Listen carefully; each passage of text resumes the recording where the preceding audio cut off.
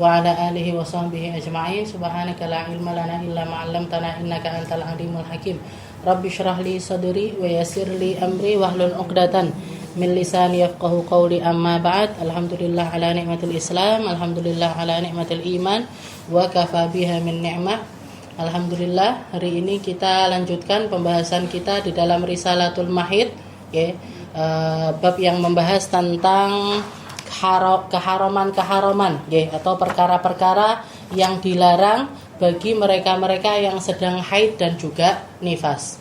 Kalau kemarin kita sudah bahas yang pertama yaitu sholat, sholat dan semua jenisnya sholat, mau itu sholat sunnah, mau itu sholat wajib, mau itu yang semisal dengan sholat sekalipun, semuanya hukumnya haram. Sholat jenazah, sujud tilawah, sujud syukur, semuanya nggak boleh dilakukan untuk mereka yang sedang dalam keadaan haid ataupun juga nifas. Lalu yang kedua juga tawaf. Tawaf ini seperti yang dikatakan sama Nabi Muhammad, inna tawaf bimanzilatis shalah. At-tawaf bimanzilatis shalah illa anallah qad ahalla fihi nutuk. Salat itu, tawaf itu setara dengan tawaf. Apapun yang enggak boleh bagi orang yang salat, enggak boleh juga dilakukan oleh mereka yang tawaf. Kecuali satu perbedaannya, illa anallah qad ahalla fihi nutuk. Kecuali orang boleh ngomong ketika tawaf. Lalu yang ketiga, yang sekarang kita bahas yaitu masul mushaf wa hamlul mushaf. Megang dan membawa Al-Qur'an. Memegang dan membawa Al-Qur'an. Dan seperti yang kita tahu, yang dimaksud dengan mushaf atau Al-Qur'an itu sendiri adalah kullu ma kutiba alaihi ayah. Semua yang bertuliskan ayat Al-Qur'an semuanya dihukumi mushaf. Mau itu sempurna, mau itu enggak sempurna, mau itu ayat secara utuh ataupun enggak utuh sekalipun, tapi orang tahu persis ini adalah bagiannya dari Al-Qur'an, maka semuanya masuk di dalam kategori mushaf. Masuk dalam kategori Al-Qur'an ataupun juga mushaf. Larangannya untuk mushaf ini adalah masuh wa hamlu. Megang dan juga membawa. Megang itu seperti apa? Megang itu ini Al-Qur'annya kita pegang seperti ini enggak boleh. Jadi ini ayatnya Al-Qur'an. Dipegang gini enggak boleh. Jangan bawa buku wirid misalkan, campur di dalamnya ada Al-Qur'annya, ada bukan Al-Qur'annya, ada Yasinnya, ada tahlilnya, ada doa awal tahun, doa akhir tahun, biasanya Majmu' Syarif atau punyanya Darussalam Adzikru itu, karena ada ayatnya, ada bukan ayatnya, ada Aqidatul Awam, ada Burdah, macam-macam di dalamnya. Gimana ini? Yang bagiannya Al-Qur'an enggak boleh dipegang. Yang selain bagiannya Al-Qur'an silahkan. Sama halnya kayak HP. Kita bawa HP gini, megang HP ketika lagi haid nggak masalah. Tapi ketika haid buka programnya Al-Qur'an, buka programnya Al-Qur'an kayak ini ayat, Jadi saya punya Al-Qur'an di sini, megang ayatnya kalau lagi haid, kalau nggak punya wudu sekalipun megang gini nggak boleh. Jadi megang ayatnya nggak boleh, megang HP-nya nggak apa-apa, nggak masalah. Tapi megang ayatnya nggak boleh. Ini namanya masu, memegang. Jadi bagian ayatnya itu yang nggak boleh dipegang. Lah kalau hamlu, kalau bawa Al-Qur'an, bawa Al-Qur'an itu seperti ini. Nah ini bawa namanya. Diangkat gini ini namanya bawa Al-Qur'an. Gini ini namanya bawa Al-Qur'an. Nah, dua-duanya enggak boleh. Karena Allah Ta'ala mengatakan la yamassuhu illal mutahharun. Al-Qur'an ini enggak boleh dipegang, enggak boleh dibawa oleh mereka-mereka yang sedang dalam keadaan tidak suci. Harus suci, al-mutahharun. Mutahharun itu suci dari haid, suci dari nifas, dan suci dari hadas kecil serta hadas besar. Jadi nggak boleh dipegang sama sekali. Makanya dikatakan para ulama mengkategorikannya itu jadinya ada 3 tingkatan. Ada 3 tingkatan megang sama bawa. Ada 3 tingkatan untuk orang yang membawa ataupun juga memegang. Tingkatan yang pertama adalah as-sobi. As-sobi ini siapa? Anak kecil yang belum mumayyiz. Mungkin anak umur 0 sampai sekitar 5 atau 6 tahun. anak TK lah gampangnya, gitu. Kelas umur 5 sampai 6 tahun ini anak TK ini gimana hukumnya? Nggih, mereka boleh nggak megang Al-Qur'an, boleh nggak membawa Al-Qur'an? Tidak boleh sama sekali. Nggak boleh sama sekali. Jadi kalau di TK jangan ada program Al-Qur'an. Jangan ada program lek umi Ustazah, Iqra, nggak apa-apa, nggak masalah. Karena itu potongan-potongan dari Al-Qur'an, potongan-potongan dari Al-Qur'an dan namanya sendiri bukan Al-Qur'an. Jadi dipegang nggak apa-apa. Dipegang tok nggak apa-apa. Jadi kalau asobi ini untuk mereka-mereka yang belum bisa diajak ngomong, nggak bisa diajak komunikasi, maka tidak boleh sama sekali memegang ataupun membawa Al-Qur'an kecuali untuk belajar. Kecuali untuk belajar. Illa litadris. Kecuali untuk dirasa. Kecuali untuk belajar aja. Nah, setelah itu nanti tingkatan kedua, anak yang sudah mumayyiz. Anak yang sudah mumayyiz itu berarti umur sekitar 6 tahun ke atas, sampai balik. Balik itu mungkin 9, 10, 9, 10. Ini gimana? Mereka boleh nggak memegang gimana? Boleh secara mutlak. Boleh secara mutlak. Boleh secara mutlak ini maksudnya nggak punya wudhu pun boleh megang. Anak dari usia 6 tahun ke atas ini, walaupun nggak dipakai untuk belajar, karena mereka anak-anak yang sudah bisa ngerti, diajak ngomong sudah ngerti, maka mereka boleh megang Al-Qur'an secara mutlak. Nggak punya wudhu sekalipun nggak apa-apa, nggak masalah. Nggak punya wudhu pun juga nggak apa-apa. Jadi anak-anak umur 7 tahun, 8 tahun ngaji Quran, batal wudhunya, megang Al-Qur'an gimana? Nggak apa-apa. Karena mereka belum tergolong anak yang balik. Jadi mereka ini selalu boleh megang Al-Qur'an. Selalu boleh megang Al-Qur'an. Nah, nanti tingkatan yang ketiganya balik ke atas. Balik ke atas ini gimana? Nah, mereka yang sudah dapat khitabnya Al-Qur'an. Allah Ta'ala mengatakan la yamassuhu illal mutahharun. Ini sudah kena kalimatnya la. Larangan kena, perintah juga kena. Nah, anak yang sudah balik kan sudah kena perintah semuanya. Nah, maka bagi mereka boleh megang Al-Qur'an kecuali dengan cara mereka itu dalam keadaan tahir, dalam keadaan suci. Enggak haid, enggak nifas, enggak berhadas kecil, enggak berhadas besar. Jadi kalau anak kecil sekali enggak boleh sama sekali. Ada pengecualian, boleh cuma satu, yaitu litadris, untuk belajar. Selain untuk belajar enggak boleh. Selain untuk belajar enggak boleh. Karena apa? Karena belum bisa diajak ngomong. Nah, kayak ini dijak ngomong, kon mudok munggah neh, gitu. Enggak bisa diajak ngomong. Maka ketika ketemu anak-anak kayak gini, kalau mereka dipegangi Al-Qur'an, bukannya malah bisa menghormati Al-Qur'an, tapi malah menghinakan Al-Qur'an. Nanti Qur'annya dibuang, ditaruh di mana, buku Yasin itu dicokoti barang malahan biasanya. Anaknya Kak Nismah tuh. Jadi Jadi nggak bisa diajak komunikasi. Karena nggak bisa diajak komunikasi, maka cuma satu diizinkannya, litadris. Itu pun juga sesuai urutannya. Kalau anaknya masih belajar huruf tok, ya udah dikasih buku yang huruf tok. Nanti makanya buku Umi, buku Iqra itu sudah dikarang sama orang-orang yang ngerti. Dikarang sama orang-orang yang ngerti. Nanti setelah step yang ini sudah bisa, naik step berikutnya terus sampai jilid 6, sampai tajwid, taqrib dan lain sebagainya. Nah, jadi ini dari segi megang dan juga membawa Al-Qur'an. Dari segi megang dan membawa Al-Qur'an itu la yamassuhu illal mutahharun. Nih anak kecil setelah itu mumayyiz boleh secara mutlak. Nah, dulu kalau di pondok itu misalkan bersih-bersih masjid, bersih-bersih musola, yang bagian nata Al-Qur'an itu biasanya kita cari anak-anak yang belum balik. Yang belum pernah haid.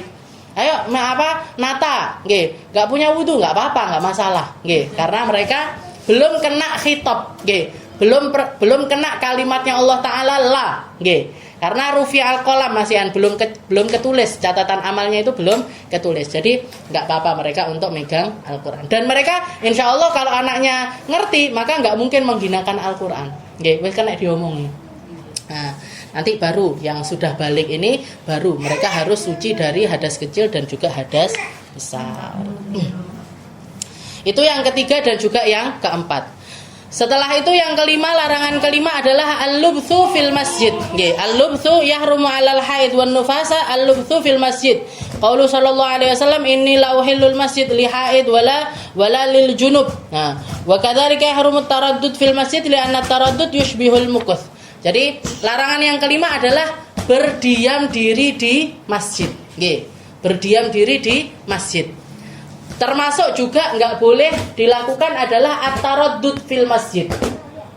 Riwa-riwi di masjid. Nah, riwa-riwi di masjid.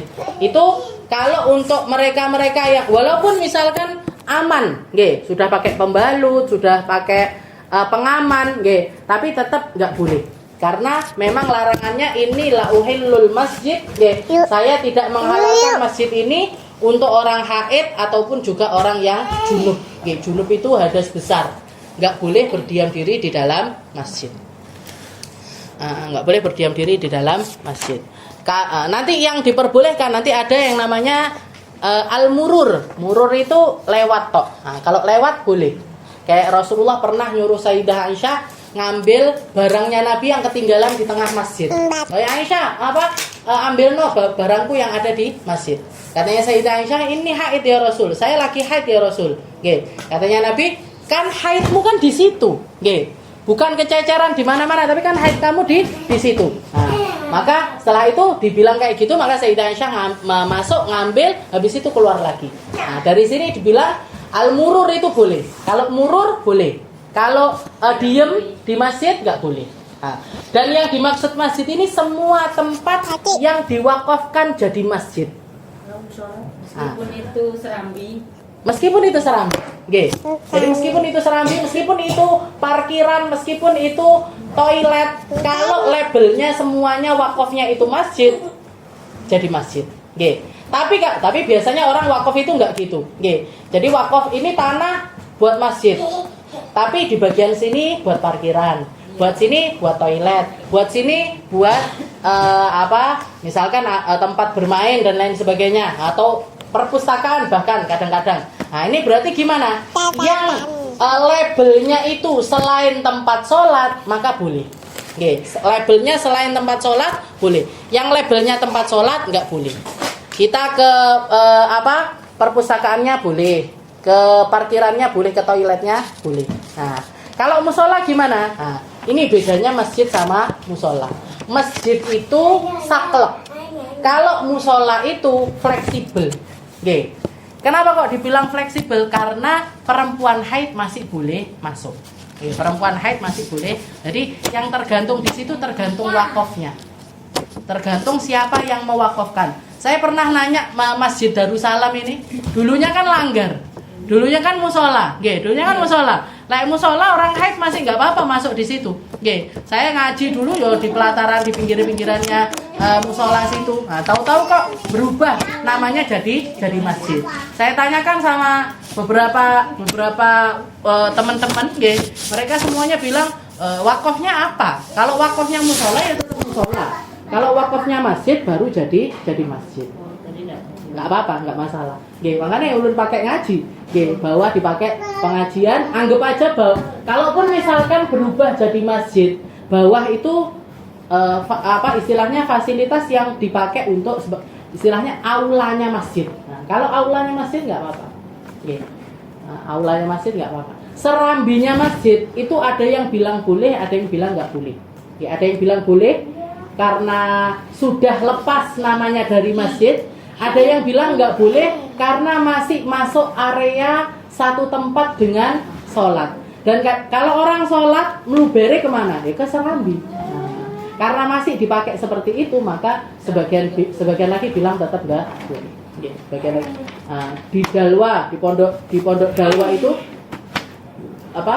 kalau di pondok putranya Abu Hasan wakafnya masjid. Tapi di pondok putri wakafnya musola. Nggih. Kenapa? Karena di Pondok Putri orang anak haid itu mesti ada. Nah, jadi biar tetap boleh di musolanya. Kalau di putra namanya masjid. Dan wakaf itu terserah yang wakafin. Ya, wakaf itu terserah yang mau wakafkan. Jadi kayak misalkan saya wakaf, ya Allah saya wakaf musola. Nggih, saya wakaf musola. Tapi musola ini nggak boleh dimasuki orang haid. Nah, maka boleh. Nggih. Ini kayak musola yang di pondoknya Habib Umar bin Hafid. Nggih, di Darul Zahra, saya mondok di Darul Zahra itu yang Pondok Putri wakafnya musola. Tapi Habib Umar bilang orang haid nifas nggak boleh masuk. Nggih. Nah, orang haid nifas nggak boleh masuk. Gimana? Ya sudah, terserah yang wakafin. Nggih. Wakaf itu terserah. Saya misalkan ngasih saya wakaf sama Bu Fatna misalkan. Bu Fatna, ini saya punya motor, saya wakafkan ke jenengan. Nggih. Silakan guru-guru Darussalam semuanya boleh pakai kecuali Bu Emil misalkan. Kecuali semuanya boleh, kecuali Bu Emil nggak boleh. Gimana? Nggak apa-apa. Oke. Dan ini berarti motor ini nggak boleh dipakai sama Bu Emil. Tok. Aneh lah. Yang lainnya boleh. Jadi wakaf itu terserah yang wakafin. Wakaf itu terserah yang wakafin dan terjadinya itu sesuai dengan yang dia wakafkan. Oke. Ada yang di Malang itu kan deketnya Dom itu kan sebelah selatannya. Dom itu kan masjid. Nah, bawahnya itu masjid. Terus yang lantai 2-nya itu sebelah pojokannya itu ada ininya perpustakaannya itu. Nah, itu kan tapi perpustakaannya itu di atas masjidnya gitu. Terus niku lewatinya enggak apa-apa. Enggak apa-apa. Itu namanya murur. Yang penting aman minat talwid. Yang penting aman enggak bocor. Nggih. Kita masuk masjid untuk naik ke lantai atas ke perpustakaannya. Enggak apa-apa, enggak masalah. Terus kasusnya nggak termalik. Biasanya orang-orang itu kalau berpergian, terus biasanya kan mampirnya ke masjid. Dan itu keadaan posisi ada keluarga yang haid. Dan itu gratis bukan bareng masuk, boleh. Apalagi ganti di sana di. Kalau ke toiletnya nggak apa-apa. Jadi masuk untuk ke toilet aja nggak apa-apa. Yang penting aman, nggak mengotori masjid. Jadi masjid ini kemuliaannya dari dua segi. Kemuliaan untuk tidak dimasuki mereka yang haid dan juga nifas. Satu lagi kemuliaan untuk tidak dikotori. Jadi apapun yang sifatnya itu najis nggak boleh, yang berkemungkinan untuk ngotori masjid nggak boleh masuk. Kayak misalkan ada anak kecil, pakai pampasnya wes muntup, wes meh bocor, sudah mau meluber. Diajak ke masjid, main-main di dalam masjid, gimana? Haram, nggak boleh. Kecuali kalau bawa kamar mandi dulu, diganteni wes resik, bawa ke masjid nggak apa-apa. Jadi bukan cuman orang haid nifas saja, tapi apapun yang potensinya ngotorin masjid dan najisnya itu najis itu nggak boleh. Nggak boleh. Jadi kayak gitu. Nggak boleh sih. Lupa Marian. Ini lauhilul masjid haid walajib. Jadi ini yang ke-5 gitu. Jadi nggak boleh masjid itu nggak boleh dipakai untuk mabit, nggak boleh dipakai untuk berdiam diri, berdiam diri di dalam masjid. Iktikaf itu nggak boleh, walaupun cuma sebentar, Aku melek lingguh tak berengono ngadeg nggak boleh, Jadi ada duduknya itu nggak boleh. Nah, yang boleh murur itu tadi, murur itu kan berarti nggak duduk, masuk. Bahkan definisinya ulama itu masuk dari satu pintu untuk keluar dari pintu yang lain. Masuk dari satu pintu untuk keluar dari pintu yang lain atau pintu yang sama. Pokoknya melbu terus metu. Nah, itu namanya murur. Itu kayak kasus masjid yang bagus itu nama di Tanjung. Itu kan kita masuk, terus serambi-serambinya kan ada tempatnya duduk itu enggak apa-apa. Lah, serambinya itu tadi, ada yang bilang boleh, ada yang bilang nggak boleh. Kalau saya tahu sih kayak Ustazah Halimah itu masih bolehin, masih bolehkan. Tapi sebagian lagi nggak boleh, kayak Ustazah Aisyah putrinya Habib Umar itu nggak bolehin, karena masih jadi satu dengan masjid, masih jadi satu sama masjid. Lorong-lorongnya yang ngumpul kan. Nah, Kecuali kalau sudah ada nama lain, ada nama lain, kayak itu tadi perpustakaan, TPQ. Saya nemukan banyak TPQ dibangun di atasnya masjid. Jadi bawah masjid, atasnya itu TPQ. Ada TPQ, ada perpustakaannya, macam-macam. Gimana nggak apa-apa. Masuk, setelah itu keluar lagi, masuk terus untuk ke ruangan yang lain lagi boleh. Kalau ziarah wali-wali, biasanya kan kuburannya kan juga di dalam masjid. Itu lagi haid, cuman boleh masuk, habis itu keluar. Nggak oleh melok yasinan, melok, nggak boleh. Nggak boleh. Tapi kan soalnya dulu itu sepertinya itu katanya boleh jadi. Kalau sampai berdiam diri nggak boleh. Kalau kuburannya itu di dalam masjid, kalau kuburannya di dalam masjid itu nggak boleh. Kecuali kalau kuburannya di area lain lagi. Jadi misalkan kita masuk masjid, terus habis itu nanti ada kayak ampel, kan beda kan sama masjid ampel kan beda. Ini masjidnya, makomnya nggak apa-apa. Kalau masuk ke area makamnya, areanya itu nggak masalah, tapi duduk di masjidnya itu ya nggak boleh. Kalau di Sunan Habib Abu Bakar Gresik, kan masjid kan di dalam masjid, nah itu nggak boleh. Kalau lagi haid nggak boleh. Kalau sekedar Sukadungko Gresik, eman-eman nggak ya sudah masuk, habis itu keluar. Masuk ke makomnya, habis itu keluar, nggak apa-apa. Itu pun dengan syarat aman. Maksudnya nggak hampir bocor, nggak kenapa-kenapa. Nah itu. Jadi masuk habis itu keluar. Kalau di Sunan Ampel beda. Nah, beda tempat kan. Nah, ini masjidnya, sini kuburannya. Dulu itu saya yang di Madura itu masuk masjidnya gara-gara hujannya deres banget dan akhirnya boleh masuk. Iya. Lagi haid. Iya. Jadinya kan di luar kan nggak ada tempat teduh sama sekali. Ya soalnya itu nggak apa-apa, darurat, timbangannya terus kebes. Darurat aja. Kalau darurat itu tubihul, jadi ad-darurah tubihul mubahat katanya. Jadi sesuatu yang darurat itu membolehkan sesuatu yang makruh. Sesuatu yang makruh itu nggak apa-apa kalau kalau lagi darurat. Ya kayak itu Quran dijatuhin anak kecil lagi haid, siapa iki? Enggak usah mikir, langsung ambil, langsung taruh. Karena darurat. Kalau yang haid ke makam enggak apa-apa. Kalau makom itu enggak ada larangan apa-apa. Orang haid, orang nifas enggak apa-apa, ke makom enggak apa-apa. Kuburan enggak apa-apa. Cuma nanti kaitannya ke hukum kekuburannya. Hukum kekuburannya. Perempuan itu dibolehkan untuk ziarah itu cuman untuk 2 hal. Ziarah kubur itu cuman 2 perkara. Yang satu ke kuburan kerabatnya, yang satu ke kuburan kerabatnya, yang satu lagi ke kuburannya orang soleh ataupun para nabi. Selain itu enggak dianjurkan. Kerabat. Orang tua, dulur itu boleh. Tapi selain itu enggak boleh. Itu yang haid. Enggak, lagi enggak haid pun seperti itu. Jadi kalau enggak ada sebab apa-apa itu enggak boleh perempuan itu ziarah kubur. Ziarah wali itu Ziarah wali masuk. Kan orang soleh, wali, para nabi, para rasul itu boleh. Ya. Kalau ngelayat orang yang kita nggak terlalu dekat, nggak usah ikut ke kubur, di takziah ke orangnya, personalnya aja. kalau ini ada yang meninggal, tapi kondisinya itu haid, itu boleh nggak ikut mandiin itu? Yang haid, yang mayitnya apa? Mayatnya meninggal. Mayatnya haid. Yang mandiin lagi haid. Terus ada bude saya meninggal. Wonten itu boleh terus jenengan ikut mandikan boleh apa enggak?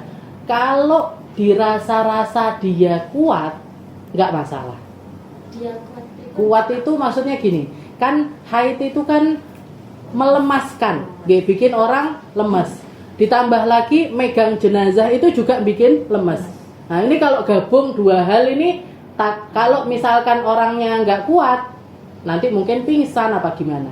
Tapi kalau dirasa, oh aku haidku sudah hampir berhenti kok, haidku sudah hampir berhenti, nggak masalah aja sebenarnya, nggak apa-apa. Cuman nanti dia nggak perlu mandi sunnah dari memandikan jenazah. Kan setelah mandiin jenazah itu kan sunnah mandi, sunnah mandi besar. Sunnah mandi besar, sama kayak mandinya Idul Adha, Idul Fitri gitu itu. Nah, tapi kalau misalkan lagi haid nggak perlu, nggak boleh bahkan mandi sunnah. Jadi orang habis mandikan jenazah itu sunnah mandi besar. Maka ya, aman, nggak apa-apa. Saya habis mandiin Aku jenazah. Enggak. Bolak-balik soalnya orang dia. Saya mandi tapi nggak ngerti itu sunnah. Nggih, kalau betul diniatkan. Ini sunnahnya diniatkan. Bersih. Iya, diniatkan. Mandi sunnah itu diniatkan. Dan bentuknya seperti mandi wajib. Syaratnya 2, niat sama meratakan air ke seluruh badan. Nah, kalau nggak meratakan air ke seluruh badan namanya bukan mandi, ipik-ipik. Ya, jangan mandi nggak keramas, itu aslinya bukan masuk mandi, ipik-ipik. Nah, kalau mandi itu ini syaratnya. Jadi niat sama meratakan air ke seluruh badan. Dan mandi sunnah itu banyak sekali. Mandi sunnah itu banyak sekali. Mandi Jumat, kalau orang yang mau sholat Jumat ini mandi Jumat. Bahkan ada yang bilang wajib. Nah, nanti ada mandi Idul Adha, Idul Fitri, mandi ketika mau datang ke kumpulan-kumpulan orang banyak, mandi ketika purnama, duduk mandi kembang tapi, jadi mandi kusuf sama khusuf itu sunnah mandi, sunnah mandi, termasuk juga mandi setelah memandikan jenazah. Niatnya nawaitul ghusl min ghuslil mayyit. Saya niat mandi karena memandikan jenazah. Saya niat mandi atau diniatkan saya niat mandi sunnah gitu tak juga cukup. Nah, niat mandi sunnah. Kalau sudah terlanjur enggak apa-apa. Enggak usah dikodoi. Enggak usah dikodoi. Enggak dikodoi. Yang wajib aja yang dikodoi. Nah, yang sunnah enggak usah. Nah itu, tapi nggak apa-apa sebenarnya. Telek mandi tapi nggak dianjurkan sama ulama. Kalau sholat sunnah itu ada anjuran untuk ngodoi. Jadi sholat sunnah itu ada anjuran untuk ngodoi.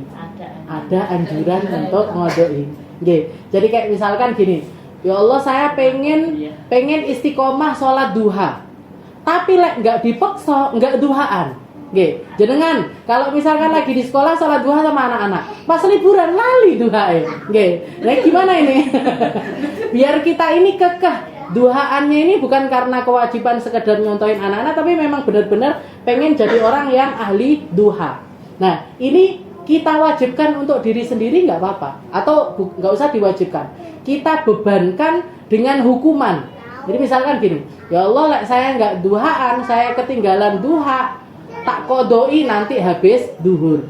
Nah, jadi habis sholat duhur niat ngodoi, sholat sunnah niat ngodoi duha. Gimana? Nggak apa-apa. Nah, kodoan. Misalnya sunat duha kodoan, misalnya sunat tahajud kodoan. Nah, misalnya sunnah qobliyah duhur, tapi dilakukan ba'diyah duhur. Kodoan, nggak apa-apa. Sudah dikodok terus saya. Makanya dia nggak niat sunnah. Tapi infonya lagi, jadi sholat sunnah itu, selain bisa dikodok, juga bisa digabung, juga bisa digabung. Jadi misalnya sunat duha, wa qadha tahajud, wa qadha ba'diyah isya, wa qadha hajat, qadha taubat, qadha. Masuk jadi satu boleh. Nggih. Berarti 2 rakaat sekalipun. Jangan mazhab sing iki. Dijadikan satu semuanya. Nggih. Bahkan ada yang walaupun enggak diniatin pun dapat pahalanya.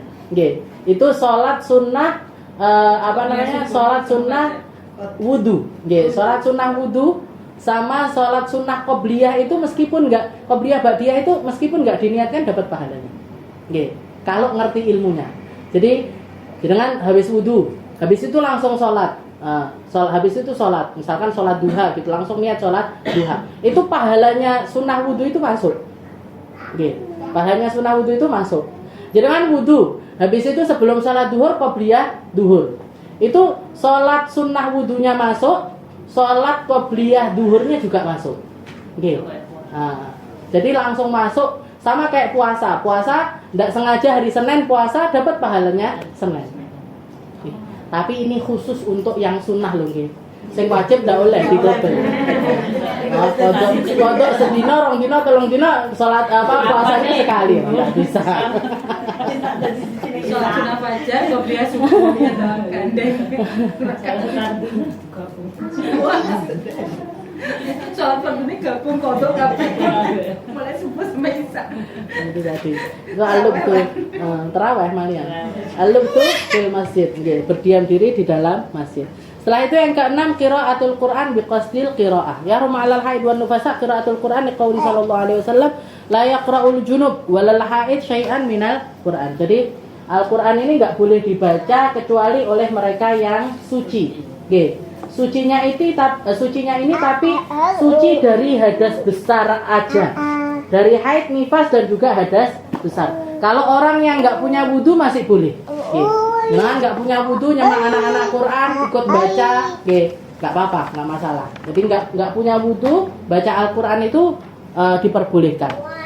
Dan wa inna tuhramu qiraatul Quran bisyurutil atiyah. Dan syarat keharamannya baca Al-Quran itu dengan 2 syarat. Mana ini mah? Hilang pulpennya. Tidak usah ditulis begini. Kaunu miqasdil qiraah wahdaha. Nggih. Yang pertama, syarat yang pertama adalah niatnya murni membaca.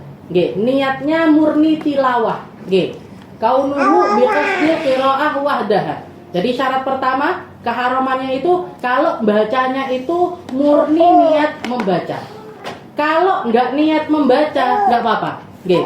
Kayak misalkan niatnya mengajar cerita, habis itu benak nih makhraj, benerin bacaannya anak-anak misalkan. Jadi belajar mengajar tahassun, bentengi diri. Nah itu pokoknya selain tilawah nggak masalah.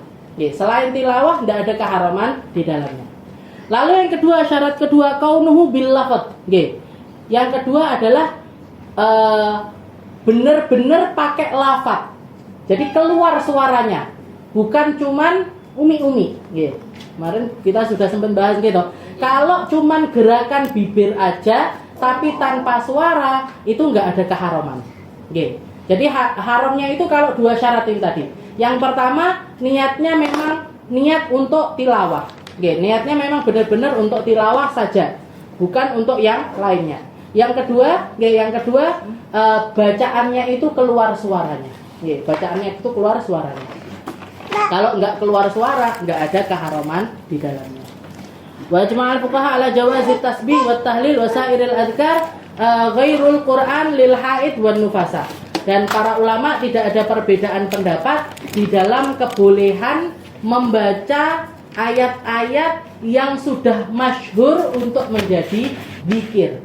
Yang sudah masyhur untuk menjadi zikir kayak tahlil, tasbih, tahmid, alhamdulillahirabbil alamin. Ini kan ada di dalam Al-Qur'an. Tapi kan sudah masyhur dipakai untuk kita ngobrol biasanya. Innalillahi wa inna ilaihi raji'un. La haula wala quwata illa billah. Itu sudah masyhur jadi zikir, maka enggak ada keharaman di dalamnya. Juga ada kebolehan baca Al-Quran yang sudah jadi wirid, yang sudah jadi wirid. Kayak jenengan misalkan rutin habis subuh baca Yasin, lagi haid, gimana? Karena sudah rutin, karena sudah dirutinkan, maka nggak ada masalah. Mau tidur baca surat Al-Muluk nggak apa-apa. Yang penting ayatnya ini bukan ayat yang panjang-panjang. Ayat panjang ini seberapa batasnya? Di bawahnya surat Yasin. Nggih, kalau masih lebih pendek dari surat Yasin, terus jenengan merutinkan bacaan itu, baca surat Hamim As-Sajdah misalkan, atau membaca surat yang masyhur itu, biasanya Al-Muluk, nggih, Al-Muluk, setelah itu Yasin atau Ar-Rahman, nggih. Waqiah itu masih ada perbedaan pendapat, nggih. Karena biasanya orang baca Waqiah itu bukan untuk membentengi diri, tapi untuk jalbur rizik, untuk ben rezekinya lancar. Nah, biar rezekinya lancar. Maka ada sebagian yang nggak bolehkan baca Waqiah. Kalau yang lainnya yang sifatnya itu membentengi diri, nggak apa-apa. Nggih. Tapi syaratnya itu nggak panjang-panjang banget. Nggih. Ada surat yang buat membentengi diri, tapi sangat panjang sekali. Surat Al-Baqarah. Nggih. Nah, jadi surat Al-Baqarah itu beneran kok kaget ya. Surat Al-Baqarah itu kalau dibaca di rumah, ya, kalau dibaca di rumah itu bentengi rumah itu. Ya, bentengi rumah itu dari sihir, dari perkara-perkara yang enggak baik, dari perkara-perkara yang buruk itu kalau mau dibentengi biasanya pakainya surat Al-Baqarah. Ya. Tapi kalau lagi haid, gimana? Saya mau membaca surat Baqarah buat bentengi diri, enggak boleh. Kenapa? Karena suratnya panjang, masuk dalam kategori surat panjang. Dari kategori surat pendek itu, ini makanya bukan versinya kita. LDW versinya kita itu panggah kuliah, kulhu, Jadi ini versinya para sahabatnya Nabi. Para sahabat Nabi itu mendefinisikan surat pendek itu maduna Yasin. Nggih, di bawahnya Yasin. Itu masuk surat pendek, surat ringannya mereka. Nggih, surat ringannya mereka. Makanya banyak amalan-amalannya para sahabat itu yang pakai surat-surat kayak Sayyidina Ali, ya, Sayyidina Ali ketika curhat sama Nabi, ini ya Rasul, saya itu kalau ngafalin Quran itu kok apa lalineh. Sama Rasulullah kan disuruh sholat takwiyatul hifid. Nggih. Nah, surat takwiyatul hifid itu kan yang dibaca Yasin. Habis itu nanti Al-Muluk, Hamim As-Sajdah, nggih, sama satunya lagi apa? Yasin, Al-Muluk, pokoknya 4 surat. Ya rata-rata gitu. Nggih, surat-suratnya itu segitu. Nah, itu ringan buat Sayyidina Ali. Ya koyo cemilan gitu. Nah, dhewe wis sik krungu tok salat maca Yasin. Itu wis salat maca Yasin. Nah, itu jadi cemilannya para sahabat itu salatnya maduna Yasin, di bawahnya Yasin. Jadi boleh. Nggih, ini yang ke-6. Yang ke-7 as-saum, nggih, puasa. Nah, puasa itu juga haram bagi orang haid dan juga nifas. Bukan cuman haram dan tidak sah. Nggih. Haram dan tidak sah. Orang lagi haid puasa, nggih, bukan cuman haram aja tapi juga tidak sah. Jadi maksudnya enggak sah itu gimana?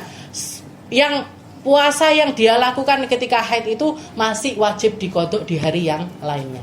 Nggih, masih wajib diqodok di hari yang lainnya. Dan ini, nggih, haid nifasnya ini meskipun sebagian dari waktunya puasa itu kena, ya langsung batal. Adzan maghrib kurang 5 menit metu bocor. Nggih. Keluar darahnya, kadung poso sedinoan. Nah, gimana ini? Ya sudah batal. Nggih, puasanya hari itu batal. Atau sucinya misalkan, sucinya lagi haid, nggih, sucinya sekitar jam 6 atau jam 7. Nah, gimana ini? Seharian ini puasa apa enggak? Puasa boleh, enggak puasa boleh. Nggih, karena hari itu ada sebagian waktunya dia yang dia sedang dalam keadaan haid. Nah, dan juga kalaupun misalkan dia puasa, nanti tetap wajib diqodok di hari yang lain lagi.